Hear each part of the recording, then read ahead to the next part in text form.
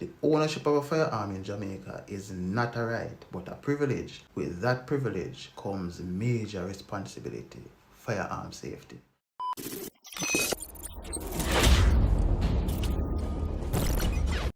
I did this video recently, link is in the description, where I go about explaining how to apply for a firearm permit in Jamaica, and I saw that it garnered much attention, and because of that I felt it was important that I talk about firearm safety, since so many of you guys have shown interest in acquiring a firearm for personal use. The first thing that you must always pay close attention to before even thinking about handling a firearm is firearm safety. There are 4 major firearm safety rules that must always be observed. Firearm safety, guys, is extremely important, and so you should follow these rules religiously at all times, and you will most likely never experience negligent or accidental discharge. What is an accidental or negligent discharge? A negligent or accidental discharge is a direct result of user error through carelessness or recklessness by the lack of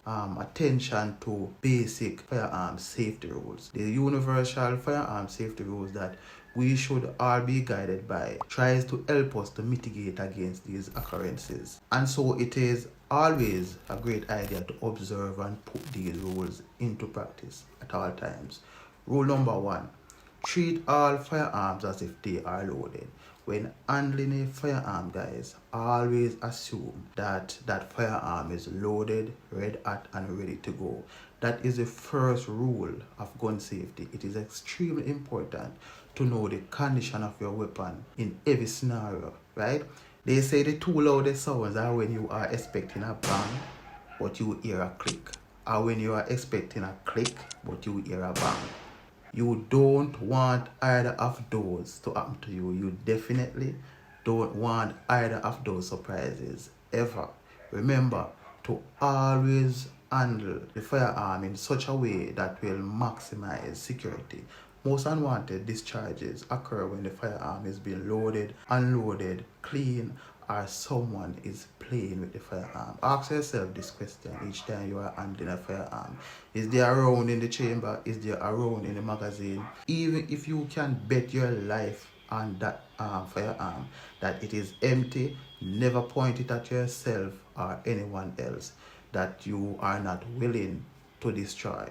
To make firearms safe, there is a robust clearing procedure that we follow, which we call a make safe drill. Right? It basically works like this. So let's say you return home from work, your firearm is red hot and ready to go, meaning around its chambered. Once you are inside your home and you can verify that it is safe, there is a few steps, right, to make the weapon safe. Step 1, you remove your weapon from holster. Point the muzzle in a safe direction and remove the magazine. Now, a safe direction here means any direction, right? It could be up, it could be down, it could be left, it could be right. Any direction where the bullet or the shot will not harm a person if the firearm is discharged. Step 2, wrap the slide to remove the round from the chamber. Wrap the slide 2 more times. That is called a double check to ensure that the weapon is safe. Now you lock the slide to the rear, make a visual and physical inspection of the chamber to ensure that there isn't a round stuck in there. Step 3, you send the slide forward, attach magazine, and put away firearm. That is the proper way to do a clearing procedure in 3 simple steps. Now let's go over these 3 steps again. Step 1, you release magazine. Step 2, you wrap the slide and double wrap. Step 3, you will lock slide to the rear, make a visual and physical inspection of the chamber. Step 4, send slide forward, reattach magazine, and put away the firearm. It's that simple, guys. Once you practice it, put these things into practice and you will be fine. Rule number 2, never point the muzzle of the firearm at anything that you are not willing to destroy. Let me say that again. Never point the muzzle at anything that you are not willing to destroy. That's what I call common sense. Don't point it at yourself or anyone. Firearms are meant to destroy.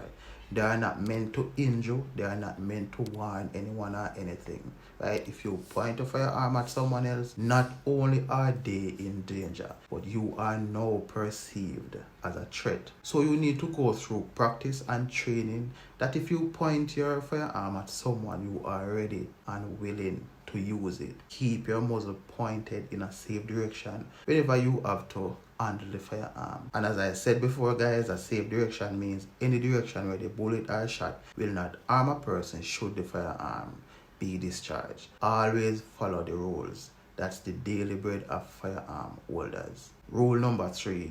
Keep your fingers off the trigger until your sights are on target and you are ready to fire. Never finger the trigger. It's a bad practice that gets people injured or worse. If you are at the range, if you are out hunting, if you are loading or unloading the weapon, or if for some reason you have to pull that weapon to protect yourself or someone else, remember to keep your fingers straight and positioned above the trigger guard until you identify your target and you are ready to squeeze, right? Because naturally when you are holding a firearm, your finger will look for a resting place, and that will be inside of the trigger guard. Develop a habit of keeping your trigger finger positioned straight along the frame of the firearm and above the trigger guard when handling the firearm. It's a simple common sense way to preventing a negligent or accidental discharge.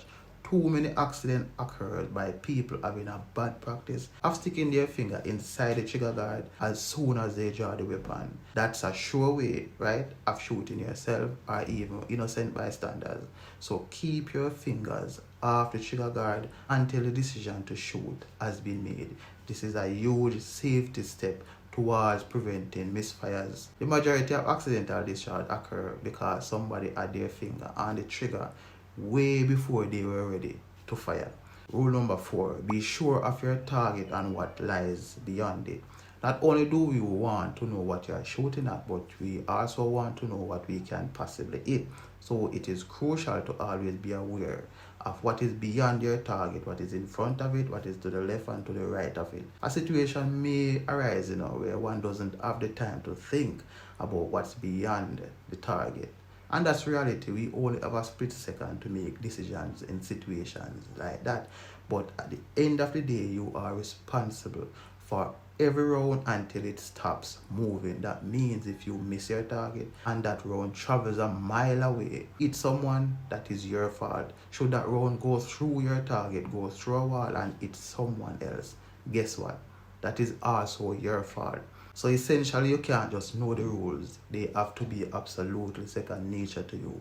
You need to know them well, that you obey them without even having to think about them consciously, right? For you guys who already know these rules and have a good handle on them, this video is not for you.